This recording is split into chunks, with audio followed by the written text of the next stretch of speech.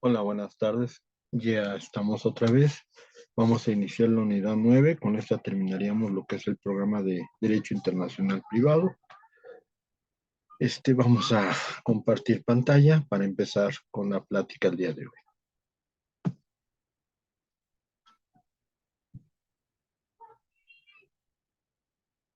Cuando me dicen que esté compartiendo, parece que ya está, ya la pueden ver. Nada más vamos a darle el giro para que se presente la pantalla completa. Y voy a ir explicando un poquito de cómo va esto. Eh, Esta unidad va a cambiar y va a cambiar radicalmente con el nuevo Código Federal de Procedimientos Civiles. Entonces, el planteamiento de la unidad era este. Ahí vamos a ver competencia directa, tanto nacional como internacional, competencia indirecta, tanto nacional como internacional, cooperación judicial, tanto nacional como internacional. Entonces, sí, ya vamos a ver el papel del arbitraje, que el arbitraje está tomando mucho auge, principalmente porque hay retrasos en la solución de asuntos en México, y amén de que ya está incorporado incluso en el nuevo Código de Procedimiento Nacional de Procedimientos Civiles y Familiares. Aún hoy tendríamos que entrarle porque mucha gente no sabe lo que es el arbitraje y cómo le puede beneficiar. Entonces, por eso lo vamos a analizar en algún momento. Va a cambiar mucho. Es más, si ustedes ven la unidad que tienen en sus apuntes, ya estamos cambiándola completamente porque estamos incorporando el Código Nacional de Procedimientos Civiles y Familiares. Y obviamente eso va a ocasionar un cambio de estructura de la unidad. Así que, por favor, tómenlo en cuenta.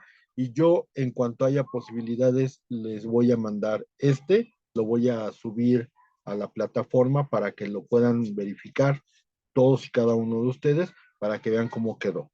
¿Ok? Pero todavía le estoy haciendo modificaciones. Esa es la razón por la cual no me comprometería en estos momentos a entregarles una copia, porque todavía le estoy haciendo modificaciones. La competencia directa. ¿Qué es la competencia directa? La competencia directa es la aplicación de la norma general al caso concreto. No han llevado todavía, yo creo que ese es uno de los últimos temas de la teoría general del proceso. Ignoro si ya lo llevaron o no lo han llevado, pero diríamos que en materia de derecho procesal, la competencia se divide en varias formas. Por ejemplo, hay competencia por materia. No es lo mismo lo que ve un juez de lo civil que lo que ve un juez de lo penal, que lo que ve un juez laboral, lo que ve un juez administrativo. Hay competencia en razón de grado. Los jueces hay de primer grado y hay jueces de segundo grado. Hay jueces derivados de la cuestión de cuantía, es decir, cuáles son los precios, más bien los costos o los valores en donde puedes meter tu demanda. Y también hay jueces delimitados competencialmente por razón del territorio. ¿Qué es la competencia? Bueno, la competencia es la aplicación, pero hay que entender una cuestión. Todo esto deviene del concepto jurisdicción. ¿Qué es la jurisdicción? La capacidad que tiene el Estado para resolver problemas que son puestos a su consideración por parte de los particulares a través del Poder Judicial. Se dice, todos los jueces tienen jurisdicción. Viene de ese concepto tan general como la intervención del Estado para resolver problemas de particulares. Todos tienen jurisdicción, pero hay una cuestión: no todos tienen competencia. La competencia es un pedacito de jurisdicción que se le va a dar a cada juez en particular en razón de lo que ya comentábamos: materia, cuantía, grado y territorio. Entonces, no podemos estar comparando que la competencia es algo que ya está determinado. No, los jueces tienen que determinar si son competentes o no para conocer de un determinado asunto. Y la competencia directa se va a manejar a nivel nacional e internacional. En el nivel nacional, pues tenemos los códigos de procedimientos civiles. cada código de procedimientos civiles de la República Mexicana contenía reglas estrictas de jurisdicción, de competencia. Y tenemos la internacional, que esa no está contemplada en ninguna ley interna, sino viene contemplada en un convenio, que vamos a ver en su momento cuál es. Vamos a empezar con la competencia directa nacional. La competencia directa nacional es el análisis que realiza un juez para determinar si el juez que emite una resolución tenía competencia para dictarla. La competencia, ya lo dijimos, es un presupuesto procesal. Eso no es algo que el juez tenga que determinar, aunque lo debe de hacer. Pero tú, como presentante, como demandante, como abogado que va a presentar la demanda, es un presupuesto procesal porque se supone que tú sabes manejar cuestiones de competencia.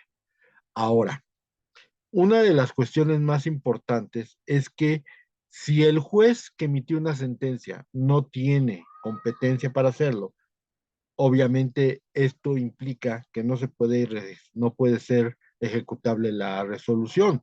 Por lo tanto, aquí es la importancia de poder determinarlo desde el propio abogado que presenta la demanda, no meterla ante un juzgado que va a ser incompetente, porque recuerden ustedes la regla que sigue estando vigente, ¿eh? Todo lo actuado ante juez incompetente es nulo. Por lo tanto, aquí está la perspectiva que nosotros estamos comentando. Ya habíamos comentado que con competencia directa es la aplicación de la norma general caso concreto, se divide en código nacional. En la nacional, pues se maneja actualmente con base en los códigos de procedimientos civiles estatales de cada una de las entidades federativas y en su caso el Código Federal de Procedimientos Civiles Federal. Sin embargo, de aquí se va a tomar el 156 del Código de Procedimientos Civiles del DF, que va a desaparecer cuando entre en vigor el Código Nacional de Procedimientos Civiles y Familiares, y los artículos 24, 25 y demás, incluso 27, 26 y 27 del Código Federal de Procedimientos Civiles, y además vamos a ver lo que se refiere al Código Nacional de Procedimientos Civiles y Familiares, que contiene las reglas de competencia en el artículo 89 de su articulado. Vayamos con esto. El artículo 156 del Código Civil de Procedimientos Civiles del Distrito Federal, vigente actualmente y que va a dejar de estar vigente, nos dice, es juez competente. El artículo 24 del Código Federal de Procedimientos Civiles nos dice, por razón de territorio, es tribunal competente. Y el artículo 89 del Código Nacional de Procedimientos Civiles y Familiares nos dice, es autoridad jurisdiccional competente. Yo hago notar lo siguiente, los tres, esta misma estructura que estoy presentando en esta diapositiva, es exactamente la misma que siguen todas las demás, porque coincidentemente hay muchos aspectos que manejan de maneras muy similares. Ejemplo, la fracción 1 del 156 nos dice que es juez competente el del lugar que el deudor haya designado para ser requerido judicialmente de pago. Esto es lo que nos dice el artículo 156. El artículo 24 del Código Federal de Procedimientos Civiles nos dice el del lugar que el demandado haya señalado para ser requerido judicialmente sobre el cumplimiento de la obligación. Si ustedes se dan cuenta, técnicamente los dos artículos manejan el principio muy básico y muy similar. Y el artículo 89 en la misma fracción primera nos dice la del lugar que la persona deudora haya designado para ser requerida judicialmente de pago. Bueno, si ustedes se dan cuenta, están en el mismo sentido. ¿Por qué es muy importante tomar en consideración estos cuadros comparativos? Porque va a haber diferencias, sutiles si quieren, pero va a haber diferencias. Y ante esta circunstancia, pues por ejemplo, vamos a ver el artículo 2. El artículo 2 nos dice que es juez competente el del lugar señalado en el contrato para el cumplimiento de la obligación. Tanto en este caso como en el anterior, surte el fuero no solo para la ejecución o cumplimiento del contrato, sino para la rescisión o nulidad. Nos está dando resolución, ejecución, cumplimiento o nulidad del contrato, ¿eh? O sea, hay una variedad muy fuerte. ¿Cuál es el problema? Por ejemplo, el artículo 24 vigente todavía, porque todavía no se deroga, no se abroga el Código Federal de Procedimientos Civiles, nos dice el del lugar convenido para el cumplimiento de la obligación. Ese es en esencia, es exactamente el mismo que dice la fracción 2 del 156 y el 89 nos vuelve a repetir, la del lugar convenido en el contrato o convenio para el cumplimiento de la obligación.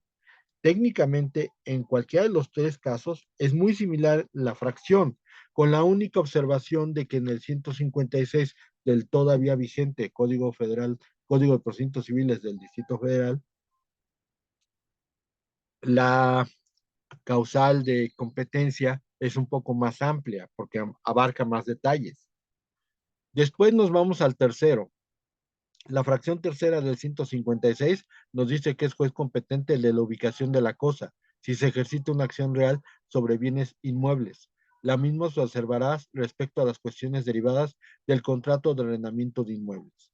Después tenemos tres, el de la ubicación de la cosa en el 24 del Código Federal.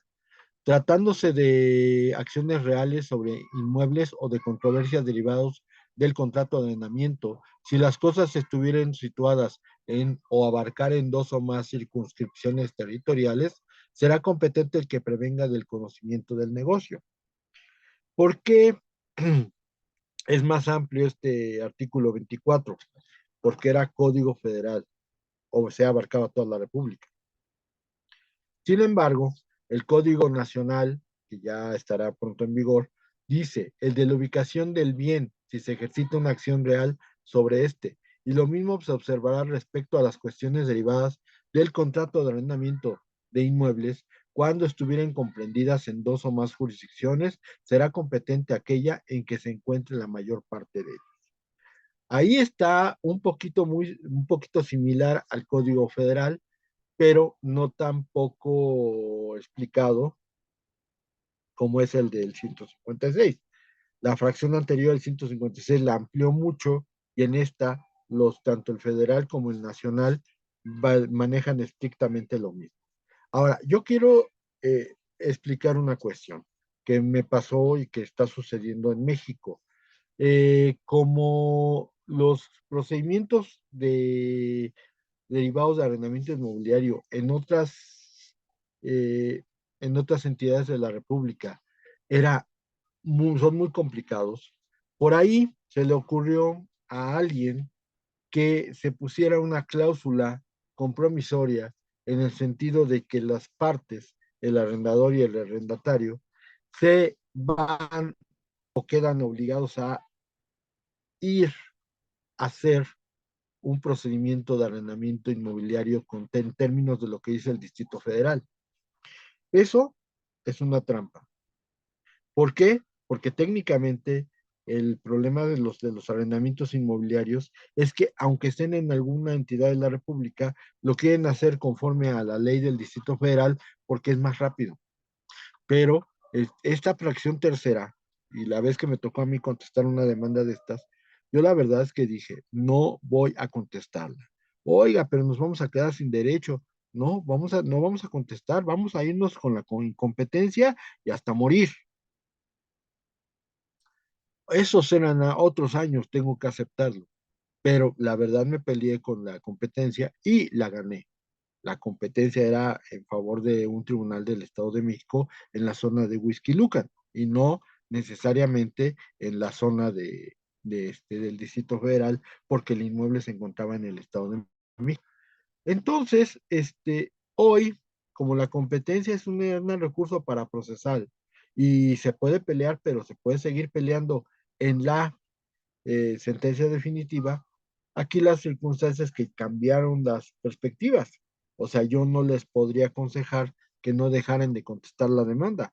Peleen la incompetencia y aparte la van a tener que manejar en paraprocesal, pero en ese momento la van a hacer surtir y lo más seguro es que tengan que iniciar otra vez el procedimiento porque en ese caso está nulo, es nulo porque es ante juez incompetente, pero hay que pelearlo muy bien, hay que manejarlo muy bien, porque si no, lo único que hacen es nada más una excepción perentoria digo, una excepción dilatoria en lugar de una perentoria, una que te pare el procedimiento de un solo golpe. Y la verdad es que no es aconsejable en estos momentos que ustedes estén jugando con el destino de los clientes. Entonces, por eso, a lo mejor ahorita ya no podría yo aconsejarles que se mueran en la raya con la incompetencia, pero definitivamente sí hay razones para pelearla y sí habría que estar luchando por ella porque lo hacen en fraude a la ley o en una situación en donde se quiere dejar en desventaja al inquilino. Que si hay ventajas para el inquilino, que si hay ventajas para el arrendador, esa es cuestión y papel de cada quien. Pero a final de cuentas, tú tienes que hacer valer los derechos que tú tienes. Si se dan cuenta, en términos normales, estas tres fracciones del 156, del 24 y del 89 son muy similares, salvo pequeñas diferencias. Vamos con la que sigue. Artículo 156. Es juez competente el del domicilio del demandado si se trató del ejercicio de una acción sobre bienes muebles o de acciones personales o del Estado civil. Cuando fueran varios los demandados y tuvieran diversos domicilios, será competente el juez donde que se encuentre en turno en el domicilio que escoge el actor. Ahí el actor va a tener la voz mandante sobre dónde se va a quedar este asunto. El código 24, el artículo 24 del Código Federal nos dice, es razón de territorio es tribunal competente, el del domicilio del demandado tratándose de acciones reales sobre inmuebles y de acciones personales o del Estado civil. Otra vez, nos vuelve a dejar un poquito más cada asunto, el 156. Y después tenemos el Código Federal, Código Nacional, que es el artículo 89 que dice es autoridad jurisdiccional competente, la del domicilio de la parte demandada, si se trata del ejercicio de una acción sobre bienes muebles o de acciones personales, colectivas, acuérdense que esto es un concepto nuevo, las acciones colectivas, o del Estado civil. Cuando sean varias las personas demandadas y tuvieran diversos domicilios, será competente el de la autoridad jurisdiccional que se encuentre en turno del domicilio que elija la actora. Ahí la actora decide dónde va a ser el que vea el asunto y ese va a ser el que va a prevenir en el conocimiento del caso. El 24 queda muy desprotegido, pero el 89 y el 156 manejan cuestiones muy similares.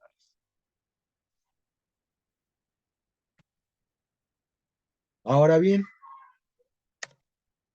ahora bien, el 156 le da competencia a los jueces en los juicios hereditarios, al juez en cuya jurisdicción haya tenido el último domicilio el autor de la herencia, a falta de este domicilio, lo será el de la ubicación de los bienes raíces que forman parte de la herencia, y a falta de domicilio bienes raíces, el del lugar de fallecimiento del autor de la herencia, lo mismo se observará en casos de ausencia. Ausencia. ¿Ok?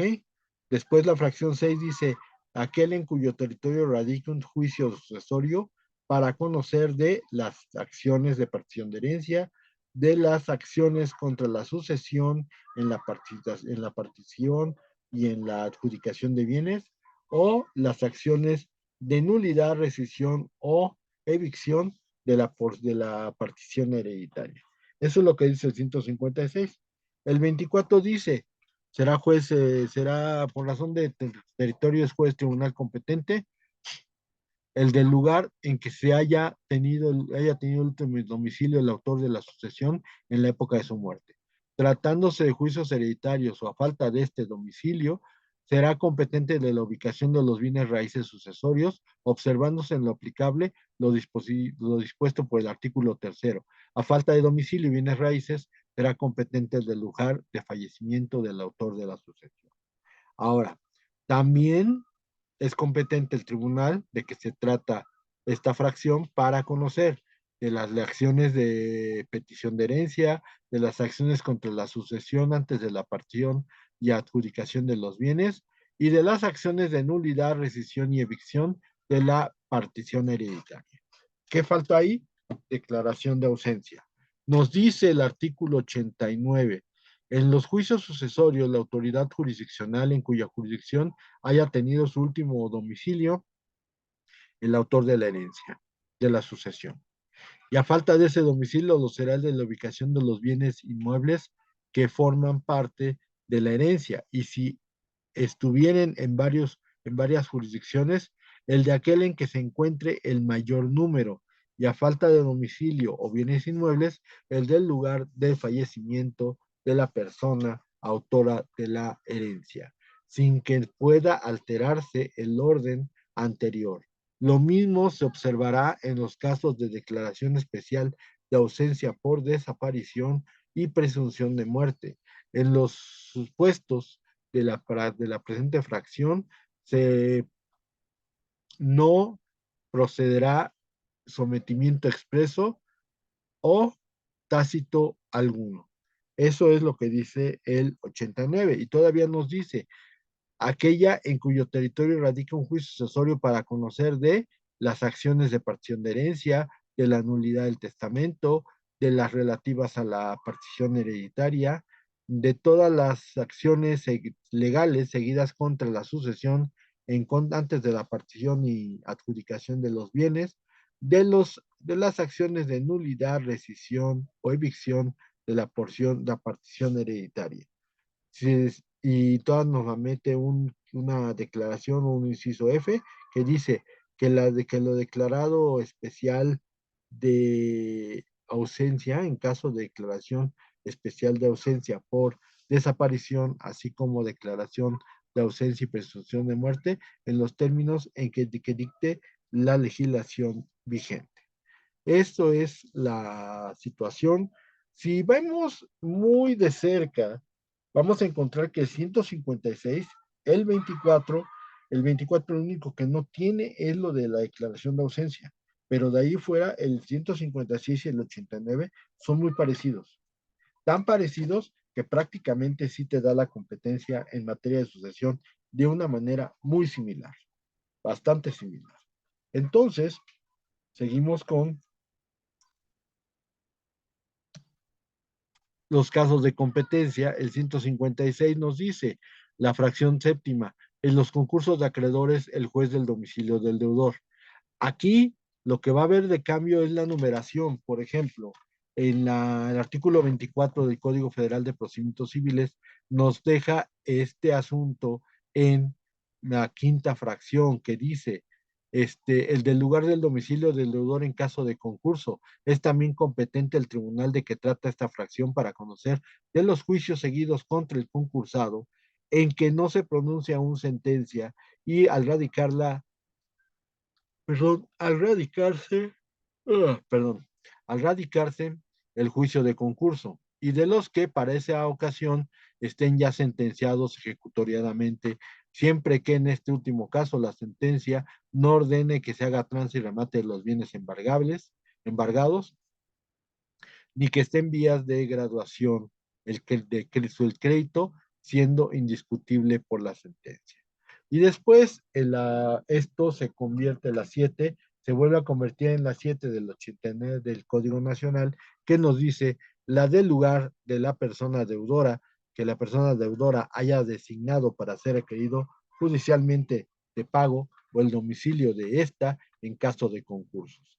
Si ustedes se dan cuenta, es un poco más explícito el Código Federal, pero de ahí en fuera los tres coinciden exactamente en la misma cuestión.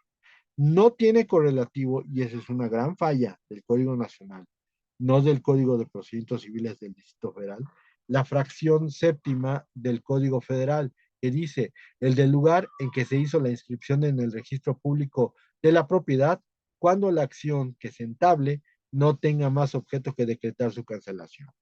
¿Por qué digo que es un gran error? Porque si no tiene correlativo en el Distrito Federal, se es muy coherente.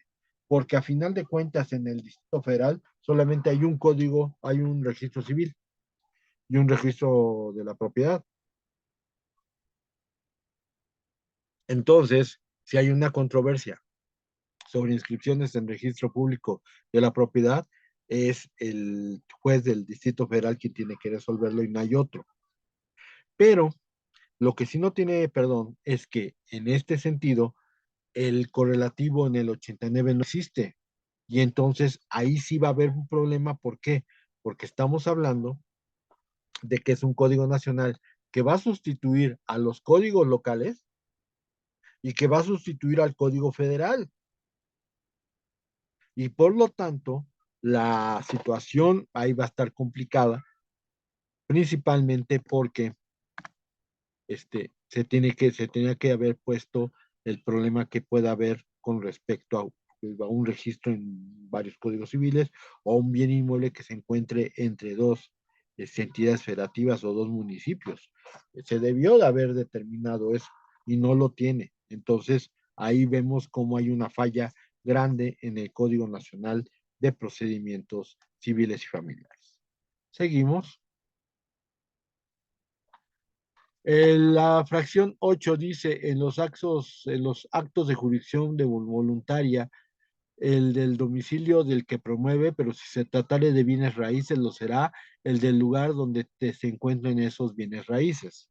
Después nos vamos con el 24, que nos dice, en los actos de jurisdicción voluntaria, salvo disposición contraria de la ley, es juez competente el del domicilio del que promueve, pero si se trata de bienes raíces, lo será el juez del lugar donde estén ubicados, observándose en lo aplicable lo dispuesto por la fracción tercera.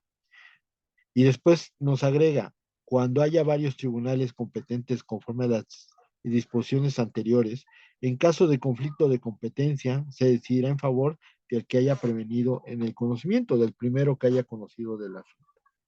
La fracción es la octava en el Código Nacional de Procedimientos Civiles y Familiares, que nos dice, en los actos de jurisdicción voluntaria, la del domicilio de quien las promueve, pero si se trata de bienes inmuebles, lo será el del lugar donde se encuentran ubicados. En caso de conflicto de competencia, se decidirá a favor del que haya prevenido en el conocimiento. Muy similar, no tiene mayor problema, muy similar esos tres casos. Después, el código 156 no tiene correlativo, la fracción 9 del 24 que dice, tratándose de juicios en los que el demandado sea indígena, será juez competente el del lugar en que aquel tenga su domicilio y si ambas partes son indígenas, lo será el que hizo, lo será el juez que ejerza jurisdicción en el destino o en el domicilio del demandado. Esto se traduce en la fracción 17ª del 89 del Código Nacional, que nos dice, tratándose de juicios en que la parte arrendada sea una persona perteneciente a las personas populares y comunales,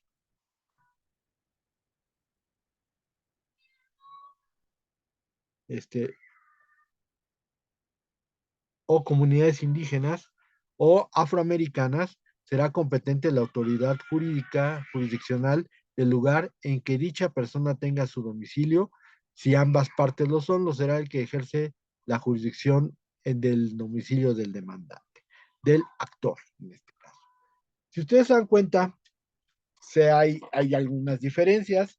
El Código Federal habla de pueblos indígenas, aquí se habla de pueblos y comunidades indígenas o afromexicanas.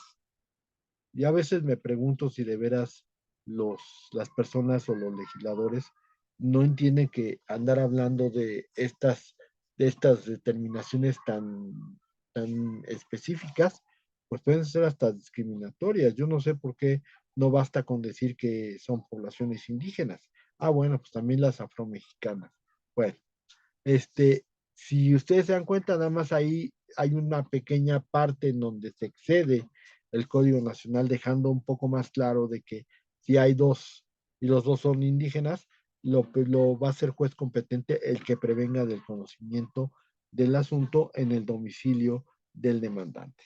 Entonces ahí se rompe un poco la idea de la competencia. Después nos vamos a la fracción novena y décima del 156 que nos dicen los negocios relativos a la tutela de los menores incapacitados, el juez de la residencia de estos para la designación de tutor y en los demás casos el del domicilio del mismo, o sea, del tutor. En los negocios relativos a suplir el consentimiento de quien ejerce la patria potestad o impedimentos para contraer matrimonio, el del lugar donde se hallan presentados los contrayentes. Eso es lo que dice la fracción 9 y 10 del código del artículo 156 del Código de Procedimientos Civiles del Distrito Federal. Vamos con el 25, porque aquí se acabó ya el 24 y empiezan los artículos nuevos. Entonces, estas dos fracciones están contempladas en el artículo 25 y el artículo 26. En el artículo 25 será juez competente el de los negocios relativos a la tutela de los menores o incapacitados, es juez competente el de la residencia del menor o incapacitado. Aquí llama la atención, es el del incapacitado. En el otro ya nombrado el tutor, ya todo se hace en el domicilio de este. Y después nos dice, para suplir el consentimiento de que ejerce la patria potestad para conocer de los impedimentos para contraer matrimonio, es juez competente el juez del lugar a que se hayan presentado la solicitud previamente. Bueno, ahí está una situación muy similar. Y en el artículo 89 es juez competente la del domicilio de las niñas, niños y adolescentes, tratándose de asuntos en materia familiar, y en los procedimientos relativos a suplir el consentimiento de quien ejerce la patria potestad o impedimentos para...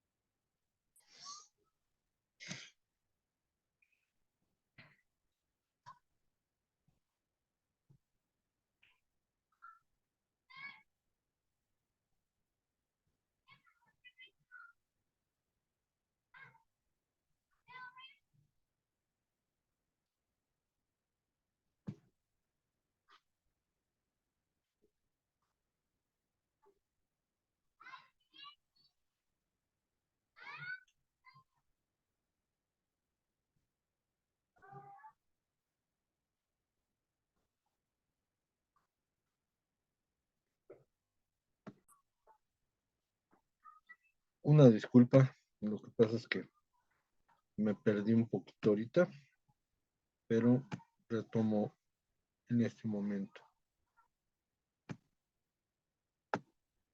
Ok, ya estamos otra vez. Entonces estábamos comentando esto. Técnicamente el artículo 89, la fracción que es una continuación de la anterior, pero ahí están las condiciones de esta fracción, en donde para sustituir el patrimonio, el consentimiento, tiene que ser el lugar donde se haya presentado los contrayentes. Vamos con la que sigue.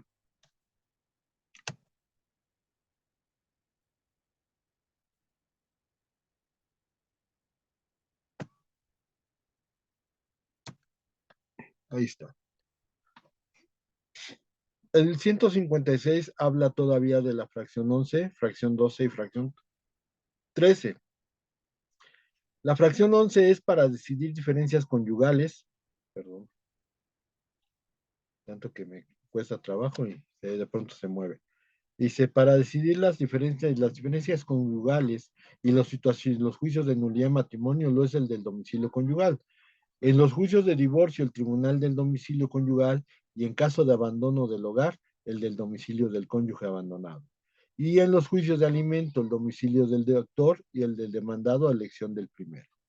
El artículo 27 nos dice, en razón del territorio es tribunal competente para suplir la licencia marital y para conocer de los casos de nulidad de matrimonio, es juez competente el del domicilio conyugal. El propio juez es competente para conocer de los negocios de divorcio y tratándose de abandono de hogar, lo será el del domicilio del cónyuge abandonado.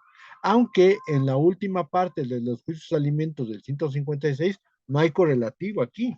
no hay ninguna fracción que diga cómo se va a definir. Eso tal vez ya no puede importar, pero el Código Nacional de Procedimientos Civiles y Familiares dice, es autoridad competente, jurisdiccional competente, para decidir las controversias del estado civil de las personas, las del domicilio conyugal o aquel en que habiten los concubinos o convivientes. Aquí, diferencia, se agregan los concubinos o convivientes. En los juicios de divorcio lo es el del domicilio conyugal, o en los juicios de nulidad o inexistencia del matrimonio, institución equivalente o similar, lo es la del domicilio donde tuvo lugar el acto cuya nulidad se alega. ¿Qué pasa? Tampoco tiene correlativo respecto de los alimentos y entonces pues ahí se queda en el aire. Llamaría mucho la atención. Alguna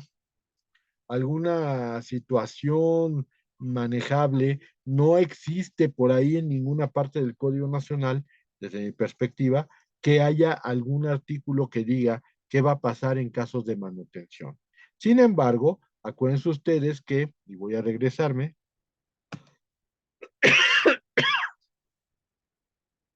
que son asuntos de materia familiar, la del domicilio de las niñas, niños y adolescentes. Y aquí lo que nosotros tendríamos que pensar es que al estar hablando del domicilio de las niñas, niños y adolescentes, tratándose de asuntos en materia familiar, se está abarcando lo de los alimentos. Por eso, tal vez con eso se pudiera sustituir, pero específicamente juicio de alimentos no dice esta circunstancia.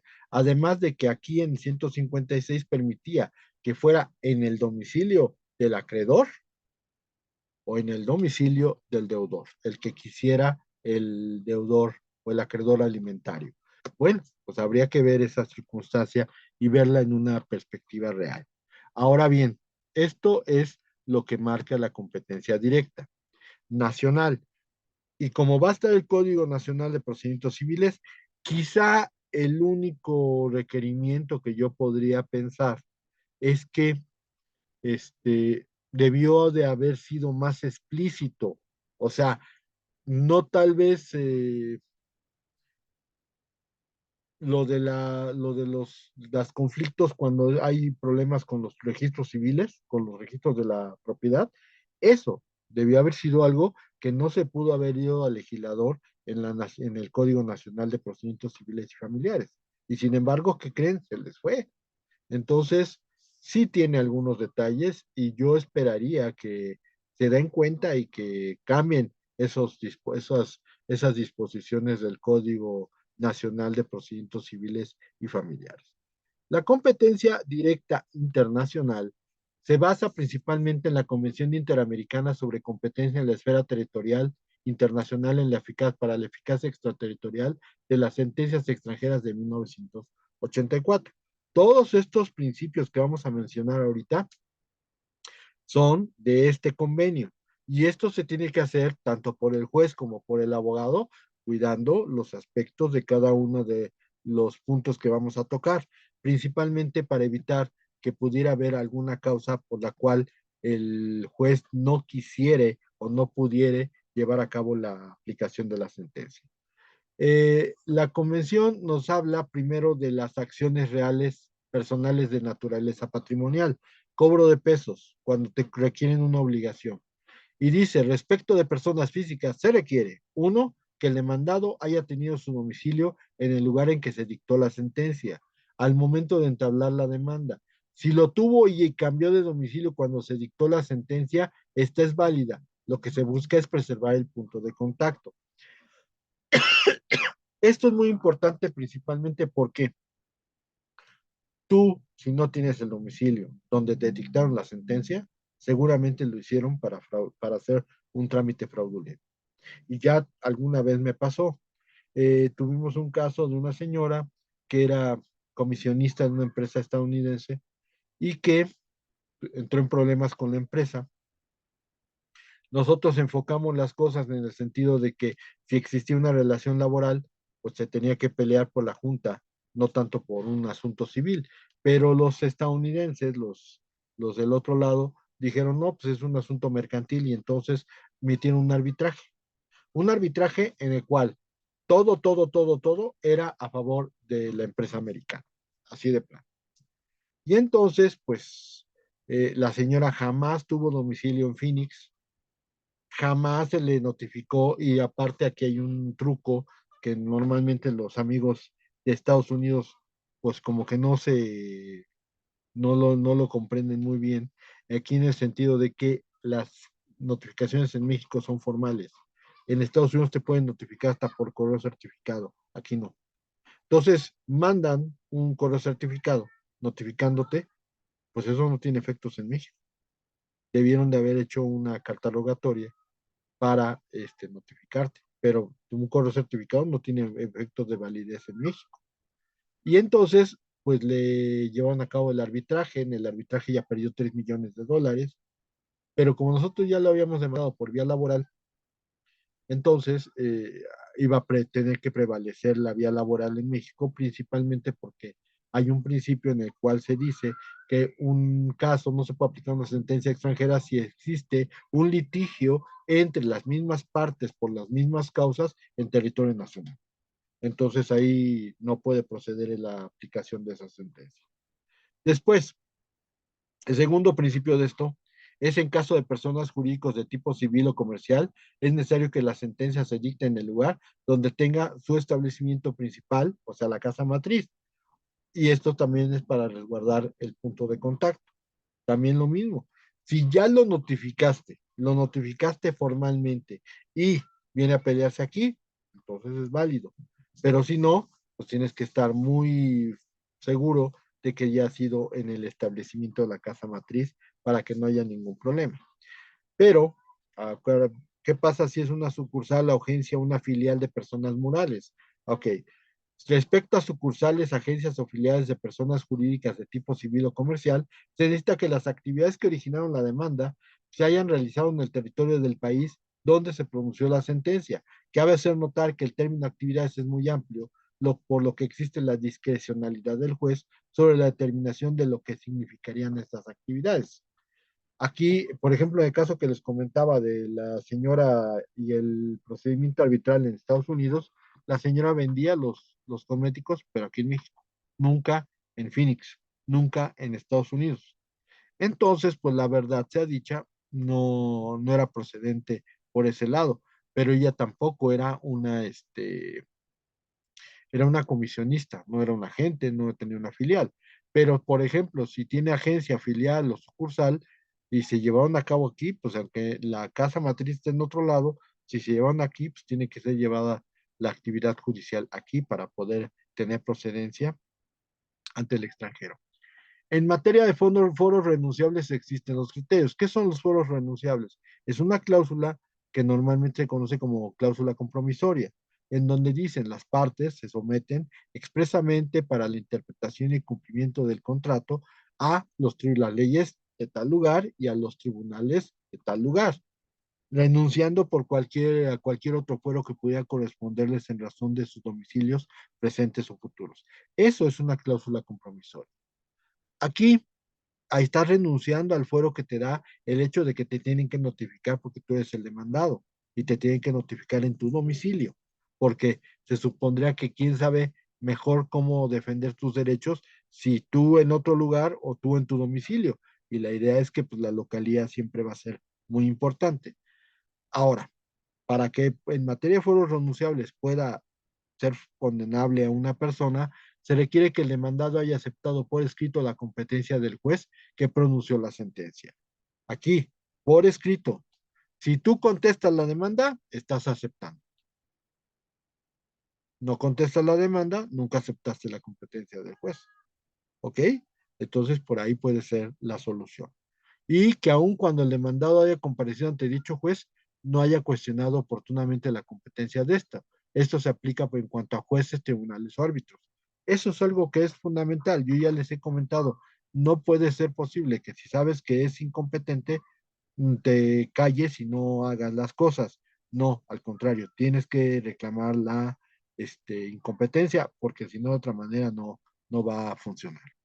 Ahora, respecto de bienes o acciones reales sobre bienes inmuebles, que estos se encuentren en el territorio del país ejecutante al momento de entablar la demanda en obediencia al principio lex recitae.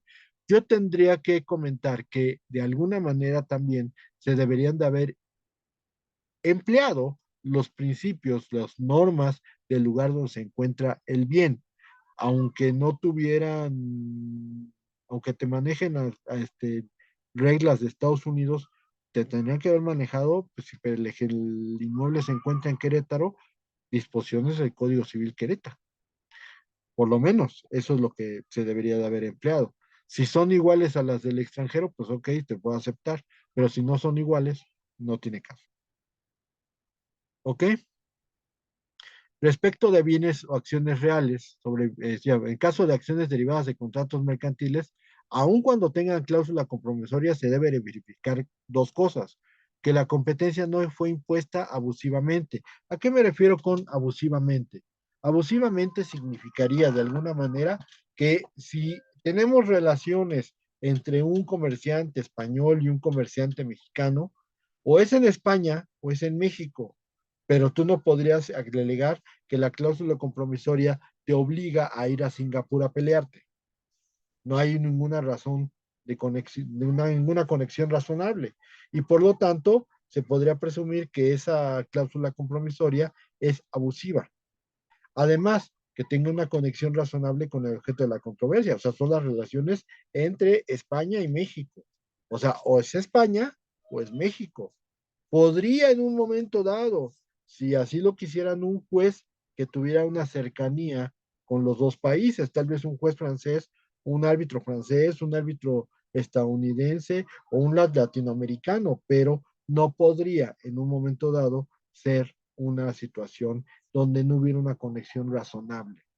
¿Ok? Esa sería la situación relacionada con esto. 5. Que el juez que emita la sentencia no la haya dictado para evitar la denegación de justicia por no existir órgano jurisdiccional competente. ¿Qué es la denegación de justicia? Pues que ya no hay forma de que te puedas quitar la bronca y entonces lo que dices es, pues como no hay quien lo resuelva, lo resuelvo yo para evitar que se vaya sin resolver. Pues dicen que este, ¿cómo se llama? Pues la justicia debe ser pronta y expedita, sí, pero tampoco puede ser asumida a la libertad de los jueces. Tiene que ser una razón. ¿Cómo te va a resolver un asunto penal un juez de lo laboral? Pero es que yo asumí la competencia porque no había quien lo dijera. No, no, no, no puede ser así. Tendría que ser el juez competente estrictamente. Esa es la idea de esto, de esta fracción. Después tenemos el caso 6. En caso de sentencias, en caso de reconvención o contrademanda, existen dos criterios. Si la reconvención es una acción independiente de la primera, o sea, no es la misma, es necesario cumplir los extremos mencionados anteriormente para salvar la competencia. ¿Qué quiere decir? Que haya sido sometido expresamente, que se hayan utilizado las disposiciones del lugar donde se encuentran los bienes, etcétera, todo lo que hemos hecho referencia. Si la acción principal hubiera cumplido los requisitos ya mencionados, o sea, si se cumplen todos los requisitos para poder acudir a la competencia, y la reconvención se basa en los mismos hechos, es suficiente para reconocer su competencia. Dicho de otra manera, si ya se cumplieron los requisitos de competencia y tú contestas y no hay otra discusión, no mencionas incompetencia del juez y son los mismos hechos, son las mismas condiciones, pues se resuelve y entonces hacemos la sentencia y resolvemos el caso. Y no debe de haber forma de que alguno pueda alegar incompetencia en la decisión judicial.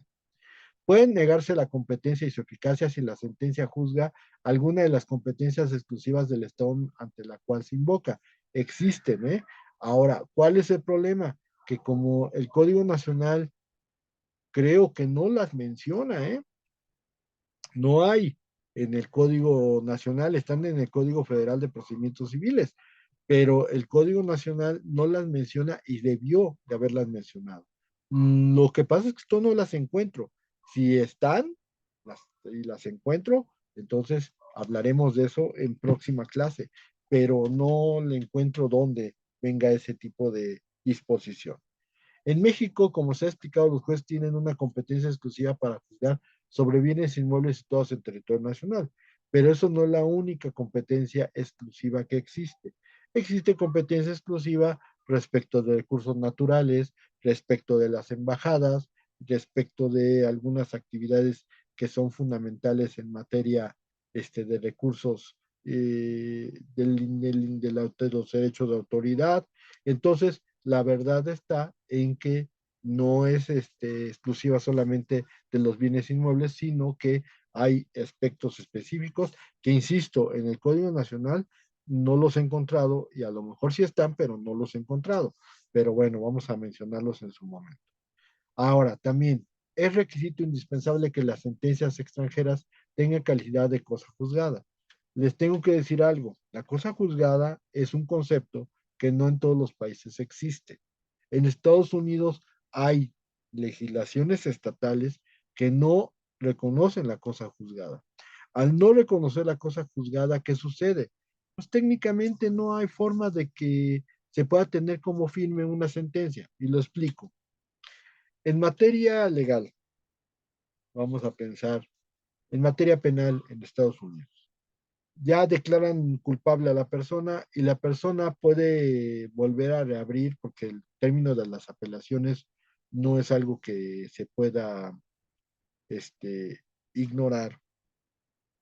Si una persona siente que su derecho ha sido violado, puede pedir apelaciones a cada rato y a lo mejor puede obtener que se le reabra otra vez el caso. Vamos a suponer, es un caso penal y resulta ser que la prueba más importante es que se encontró constancia de ADN en la escena del crimen. ¿Cómo? Encontraron un pelo, un cabello de la persona. Ok, cada vez que reabren el caso, agarran la caja de evidencias, que ustedes saben que se guardan en unos archivos, las cajas de evidencia, y entonces lo que hacen es cortar otro pedacito del cabello y lo vuelven a analizar con ADN y sale el resultado.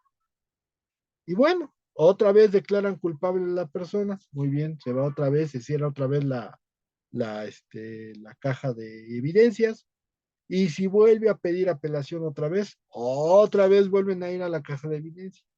Imagínense nada más que cada pedacito que le cortan al pelo es para la ADN, pero va a llegar un momento en que, como cualquier cosa, pues ya no hay pelo, ya se acabó. Y entonces, como no hay pelo, no hay forma de acreditar el ADN. ¿Y qué creen? Le van a dar la libertad a la persona.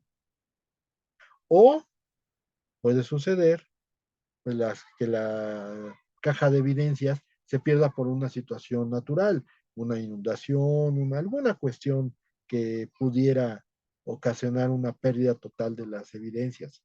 Pues si piden y piden apelaciones, se va otra vez a la caja de evidencias y si se pierde por algo, pues ya no existe evidencia y por lo tanto, si no hay evidencia, se puede dejar en libertad a la persona. Ese es un problema, ese es un problema. Y eso ocurre en algunos países. Algunos países no tienen bien fija cuál es la idea de la cosa juzgada. Por eso, ante esa circunstancia, una de los requisitos indispensables para las sentencias extranjeras es que puedan ser consideradas cosas juzgadas, porque si van a seguirse discutiendo y discutiendo y discutiendo, es un derecho controvertido todavía, es un derecho que está en disputa, es un derecho que no puedo resolver de ninguna forma.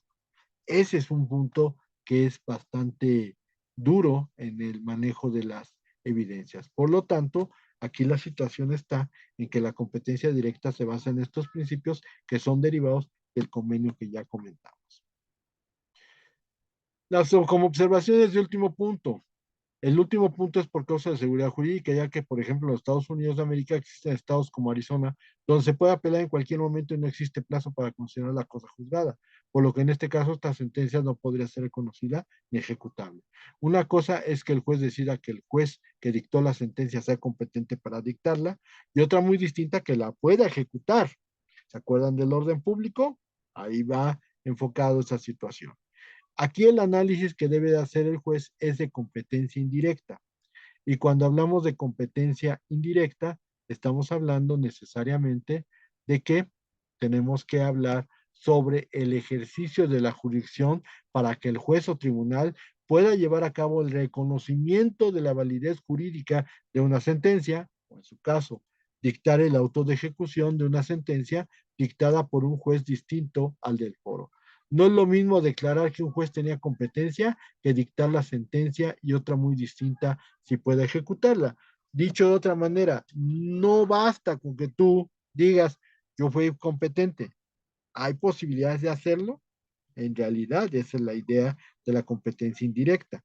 La competencia indirecta, a su vez, se divide en nacional e internacional. Vamos a pasar con la competencia indirecta nacional. Y esta no tiene mayor juego. Técnicamente es el artículo 121 de la Constitución Política de los Estados Unidos Mexicanos. ¿Por qué? Porque vivimos en un país, vivimos en México y sería muy absurdo que una sentencia dictada en Veracruz no se pueda ejecutar en la Ciudad de México. Aunque aquí tendremos que pelearnos un poquito sobre las circunstancias de qué tipo de sentencia es. Pero ahora con el Código Nacional de Procedimientos Civiles y Familiares que va a regir para toda la República, se va a uniformar muchísimo más esta circunstancia. Ahora, dice el artículo 121 de la Constitución. En cada estado de la federación se dará en fera y crédito de los actos públicos, registros y procedimientos judiciales de todos los otros. El Congreso de la Unión, por medio de leyes generales, prescribirá la manera de aprobar dichos actos, registros y procedimientos y al efecto de ellos, sujetándose a las siguientes bases. Y las bases son, las leyes de un Estado solo tendrán efectos en el propio territorio y por consiguiente no podrán ser obligatorias fuera de él. El Código Nacional va a romper eso. Los bienes muebles e inmuebles se rigen por la ley del lugar de su ubicación. Los muebles, la ley del lugar de su ubicación es la del domicilio de sus dueños. Entonces ahí no hay vuelta de hoja. Y los bienes inmuebles creo que no queda duda. Las sentencias pronunciadas por los tribunales de un estado sobre derechos reales o bienes inmuebles ubicados en otro estado solo tendrán fuerza ejecutoria en este cuando así lo dispongan sus propias leyes. Normalmente, pues, si es una sentencia que tiene razón de ser de acuerdo a lo prescrito por los códigos, pues entonces sí tiene procedencia. Las sentencias sobre derechos personales solo serán ejecutadas en otro estado cuando la persona condenada se haya sometido expresamente o por razón de domicilio a la justicia que las pronunció y siempre que haya sido citada personalmente para acudir al juicio. Ahí están las condiciones. Primero, que te sometas expresamente en razón del domicilio. Tú contestas la demanda, te estás sometiendo. Y dos, que haya sido citada personalmente para acudir al juicio. Esto normalmente sucede, ¿por qué? Porque todos los países, todos los estados de la República tienen sus notificadores que son actos públicos, son actos de fe pública. Acuérdense ustedes que el que da fe dentro del juzgado es el secretario, pero fuera del juzgado los actuarios son los que tienen la fe. Entonces, ahí está bien determinado cuando se dan esas circunstancias. Después tenemos los actos del Estado civil ajustados a las leyes de un Estado tendrán validez en los otros, creo que es lógico, y los títulos profesionales expedidos por las autoridades de un Estado con sujeción a sus leyes serán respetados en los otros. La base es la fracción tercera del artículo constitucional compulsado en este sentido. Se determinan bajo las causas los estatutos reales y personales que se dan en nuestro país y se manejan reglas específicas en los códigos de procedimientos civiles de cada estado. Esto va a cambiar con el Código Nacional de Procedimientos Civiles y Familiares. Y en la Ciudad de México, la competencia indirecta internacional se regula del 599 al 608 del Código de Procedimientos Civiles del Distrito Federal. Esto va a cambiar porque ahora vamos a utilizar el Código Nacional de Procedimientos Civiles y se supondría que como todos los procedimientos son iguales, no debería de haber mayor complicación. En lo que se refiere a la competencia indirecta internacional, aquí hay tres aspectos.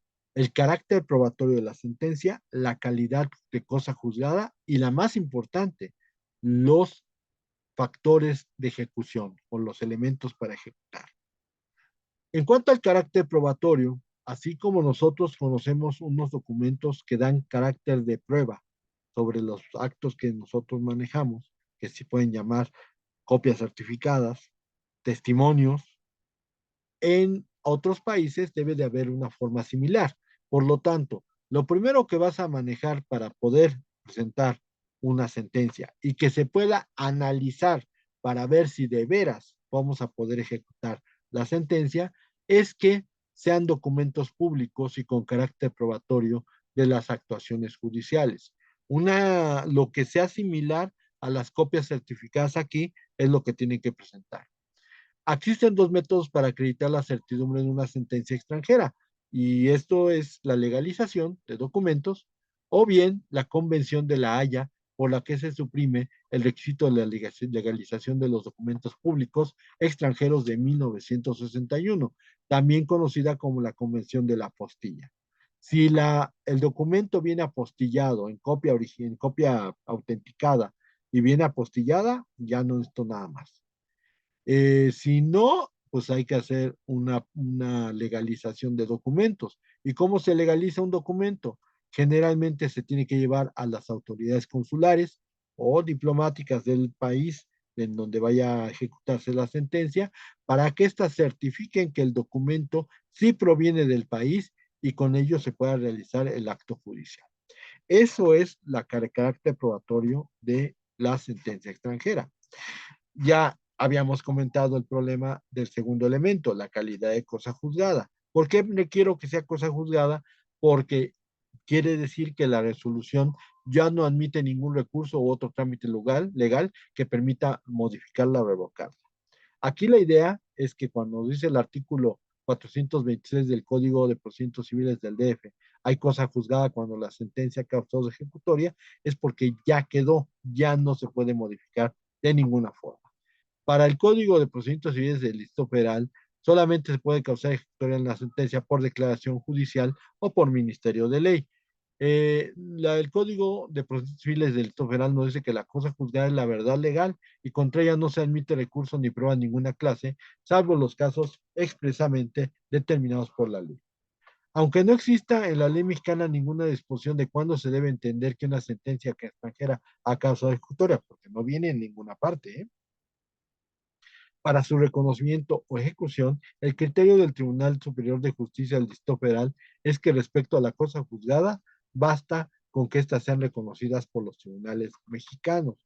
Pero hay que entender que una cosa es el reconocimiento de una sentencia y otra muy distinta la ejecución. No es lo mismo. En pocas palabras, primero tengo que ejercer competencia directa nacional. ¿De veras el juez que dictó la sentencia era competente? Tengo que hacer un análisis, tengo que fundamentar. Dos, ahora puedo ejecutarla. Ya probé que es legal, es documento auténtico. Ya probé que es cosa juzgada. ¿Qué vamos a hacer con la ejecución? Bueno, para la ejecución de la sentencia, normalmente se lleva a cabo un procedimiento que se llama incidente de ejecución o proceso de exequatur. Hoy va a cambiar esto con el Código Nacional de Procedimientos Civiles y Familiares, porque ahora se llama juicios internacionales. Así se llama el procedimiento, va a cambiar completamente.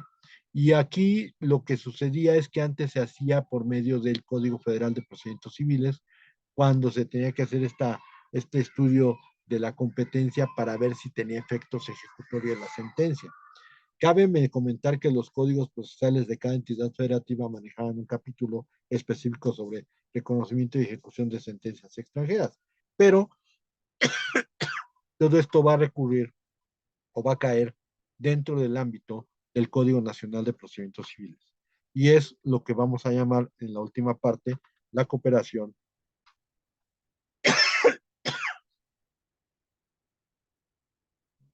la cooperación judicial. En primera instancia, los códigos establecen la obligación del juez para determinar la competencia directa. Después, sin entrar al fondo del asunto, deben determinar si la sentencia extranjera es compatible con el orden público.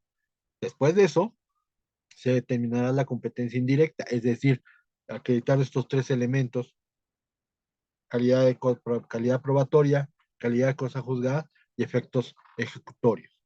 El proceso de exequatur es un incidente, técnicamente, y la idea es que las partes no van a discutir el fondo, ese ya se discutió. Lo que van a discutir es si se debe o no se debe ejecutar. El hecho de que haya una sentencia no quiere decir que a mí me obligues a ejecutarlo, principalmente porque aquí la idea es, ¿de veras no dejaste en estado de indefensión al nacional? ¿De veras no le aplicaste una jugarreta para evitar que pudiera acudir a sus leyes o a sus derechos? La idea es esa.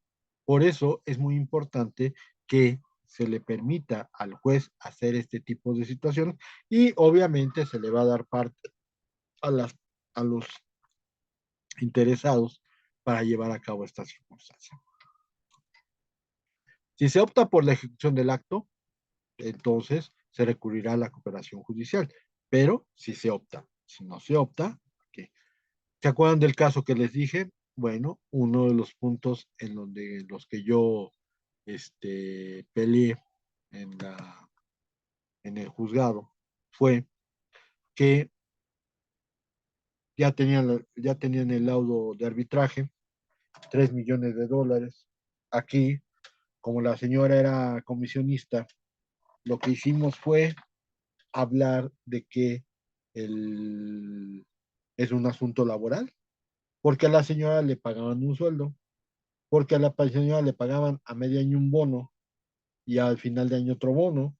El bono de medio año podría ser considerado como vacaciones, el bono de fin de año podría ser tomado como aguinaldo y todos los meses le pagaban. Entonces, como lo metimos ante la Junta y ellos hicieron el arbitraje, lo que sucedió fue que cuando llegó el proceso de exequatur al juzgado, lo que hizo su profesor fue inmediatamente alegar que no se podía porque violaría el orden público, máxime que es un asunto laboral, que es a nivel constitucional, y dos, hay un asunto pendiente entre las mismas partes por las mismas causas en tribunales nacionales. Ellos iniciaron el proceso de exequatur, yo les contesté, ellos estaban muy confiados, pero para que vean cómo funcionan las cosas, la empresa decidió terminar el asunto, se negoció. ¿Cuánto le pagaron a la señora? Le pagaron como cerca de 450,000 pesos. Obviamente se aceptó el pago de los 450,000 pesos y que ellos se desistieran del arbitraje, cosa que hicieron de inmediato. Yo creo que pensaron que no la iban a librar, aparte de que el despacho que estaba representando a la empresa en México era Baker and McKenzie, que era uno de los despachos más fuertes que hay en la Ciudad de México. Y a final de cuentas, le pagaron a la señora, se desistieron del asunto. A mí me preguntó el juez en el exequatur, oiga, he querido preguntarle y me hizo varias preguntas, yo le contesté con el conocimiento que tengo y me dijo, ah, caray, pues yo creo que no vamos a poder aplicarla. Y le dije, pues señoría, yo creo que no. O sea, es muy raro que los jueces te digan cómo van a resolver una situación. A mí me lo dijo el juez. O sea, a mí me dijo, no, yo voy a rechazarlo y a ver qué le hago por otro lado. Sin embargo, le dije, mire, espéreme, vamos a ver qué va a pasar porque ya está negociando y si todo sale bien, pues ya la persona se va a tener que desistir de la, del proceso de exequatur. Y dicho y hecho, pasó. Como ya arreglamos el asunto laboral, se pagó la lana, nos fuimos al juzgado, se desistieron del proceso de exequatur y se acabó el asunto. Sin embargo, el abogado me decía, ay, estos asuntos son muy interesantes, hubiéramos dejado seguirlo para ver qué pasaba. Y yo dije, sí, pues, hubiéramos dejado seguirlo porque yo ya sabía que iba a pasar. La verdad es que sabía que no iba a proceder, pero pues bueno, o sea, nadie quita la ilusión porque todos pensamos que hacemos un trabajo aceptable. Entonces, la realidad de las cosas es que, si bien es cierto, pueden tener los tribunales extranjeros la capacidad de poder determinar un derecho o de emitir una sentencia, no es suficiente para que una persona pueda pensar que ya ganó el asunto. Y esto lo digo porque conozco muchos otros casos en donde los jueces se apanican mucho cuando, por ejemplo, una persona o un tribunal en Estados Unidos manda una sentencia, prácticamente la sienten como que, híjole, es una obligación, es una obligación directa que no puedo evitar cumplir. Pasó, unos señores se van a Estados Unidos, la señora se quiere quedar, el señor dice que no, que ya está harto, que lo van a regresar, que él prefiere mejor estar en su país. Resulta ser que, que se regresa y se regresa con su hija. La señora se queda y aguanta y le empieza a ir bien, que, que llama mucho la atención en Estados Unidos de que no necesariamente te va mal. Y un día regresa a su tierra y de pronto ve una chica de 15 años, de 14, 15 años, que es más o menos la edad que tenía de tener su hija en México, y dice, esa es, hace procedimiento en Estados Unidos y reclama que la regresen a Estados Unidos porque es su hija. Ya había tramitado, creo que la nacionalidad, no sé, algo hizo la señora. Entonces, el juez ve la petición del juez de Estados Unidos y lo primero que hace es ir a la secundaria. Y de pronto, pues, identifican a la chica y dicen, a ver, tal persona, pues fíjese que nos la vamos a llevar. No, tontería. Mandan a unos policías. Y los policías, pues ya saben cómo son. Entonces la chica, cuando dicen, me es que nos va a tener que acompañar, se pone loca. Sí, tenía razón, se pone loca. Y los policías, pues yo no sé cómo le hace, pues nosotros tenemos órdenes de llevarla y la vamos a llevar. Bueno, con la situación de que lo llevan ante el juez, obviamente el juez la lleva al DIF y resulta que en el DIF se dan cuenta de que la niña tiene otros papás. Tiene papás. Y resulta ser que le hacen la prueba de ADN y no coinciden con la señora en Estados Unidos. Y entonces, pues los papás la tienen 15 días en el DIF, nada más por parecerse. Hasta que de pronto aparece la verdadera. Y lo primero que dice es, sí, yo me voy a Estados Unidos, sí, yo me voy con mi mamá, pero a mi papá no le haga nada, yo me voy tranquilita, a mi papá no le haga nada, yo me voy. Y así se arregló, pero qué terrible caso que un juez haya hecho esto. Y aparte, sin estar seguro, nada más porque la sentencia venía de allá, la orden venía de allá. Entonces, vuelvo a insistir, tienes que ser muy cauto de que lo que vas a hacer sea verdaderamente aplicable, porque de otra manera no va a funcionar. Ahora, insisto en el tema. Todos los artículos que estábamos comentando son del Código Nacional de Procedimientos, no, del Código Federal de Procedimientos Civiles.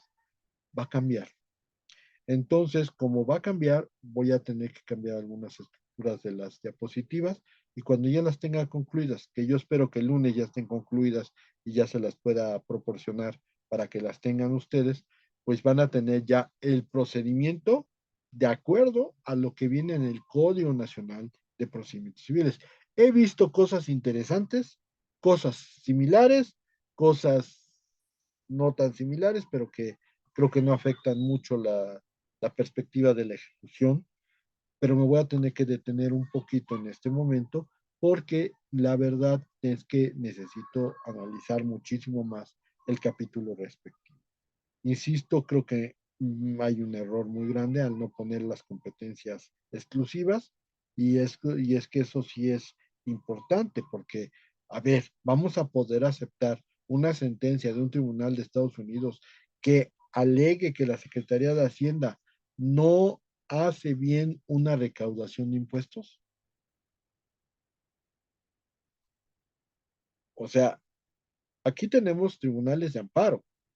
Y una de las reglas generales que todos conocemos es que para que te puedas evitar o para que puedas salvar cuestiones relacionadas con autoridades del Estado, requieres el juicio de amparo, terminarlo completamente. Pero cuando tú no pones que es competencia exclusiva los actos de las autoridades, porque para eso sirve el amparo, pues entonces estás dejando en indefensión tu propio sistema jurídico. Y ahí es donde yo pienso que están cometiendo graves errores en el Código Nacional, principalmente porque les valió poner este tipo de cosas y nunca tuvieron en consideración que iba a sustituir el Código Federal de Procedimientos Civiles. Hay disposiciones que deben de seguir, pero bueno, no me quiero adelantar más. Lo vamos a tener que dejar aquí. Yo, perdón por ese lapsus, siento que me congelé y el problema está en que tuve que moverle aquí un poquito a la computadora porque se quedó parado, parado la grabación y ya no se pudo escuchar nada. Entonces, salvo ese lapso, todo lo demás sigue estando en pie y funciona para las cuestiones de la clase. Voy a cortar la grabación. Los espero el lunes para ver lo de la cooperación judicial nacional e internacional y procedemos ya a concluir el tema con el arbitraje y damos por concluido ya el programa. Nos vemos el miércoles. Les mandé el calendario que ya me hicieron llegar. Me mandé el calendario de exámenes finales. Nos toca el día 30, el jueves 30 y el jueves 6 de junio para exámenes finales. Entonces, si no pasaste el primer parcial, aunque hayas presentado el segundo parcial, te vaya a ir muy bien, no puedes hacer examen, no puedes exentar con eso. Entonces tenemos que vernos en final. Va a ser el 30 de mayo y el 6 de junio. Entonces, con mucho gusto, ahí los espero para que presenten su examen final y pues les agradezco mucho su atención, que es un día que no es laborable, pero bueno, o sea, aquí estuvimos, aquí preparamos y bueno, nos vemos el próximo lunes. Hasta luego, señores.